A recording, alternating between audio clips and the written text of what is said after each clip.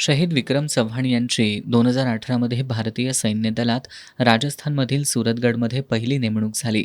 त्यानंतर जम्मू काश्मीरमधील अखनूरमध्ये कर्तव्य बजावल्यानंतर सध्या ते उरी इथं राष्ट्रीय रायफल्समध्ये देशसेवा बजावत होते. या ठिकाणी झालेल्या एका भीषण स्फोटात शहीद विक्रम चव्हाण यांना वीरगती प्राप्त झाली.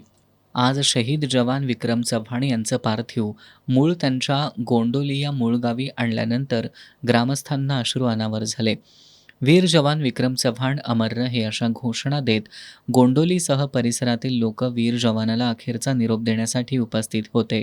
आमदार विनय कोरे, जिल्हाधिकारी डॉक्टर विजय राठोड, जिल्हा परिषदेच्या मुख्य कार्यकारी अधिकारी डॉक्टर जॅस्मिन, प्रांताधिकारी समीर शिंगटे, तहसीलदार सीमा सोनवणे, पंचायत समिती सभापती प्रियांका भोसले यांच्यासह अनेक मान्यवरांनी वीरपुत्राचं अखेरचं दर्शन घेत अभिवादन केलं. चिमुकल्या वीराच्या आणि पत्नीच्या आक्रोशानं उपस्थितांचे डोळे पाणावले होते.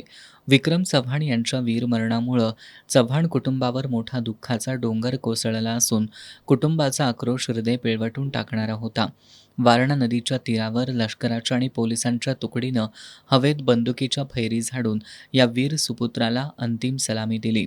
त्यानंतर शासकीय इतमामात त्यांच्यावर अंत्यसंस्कार करण्यात आले. त्यांच्या पश्चात वृद्ध वडील, मोठा भाऊ, 3 विवाहित बहिणी, पत्नी आणि अवघ्या 3 वर्षांची चिमुकली मुलगी वीरा असा परिवार आहे.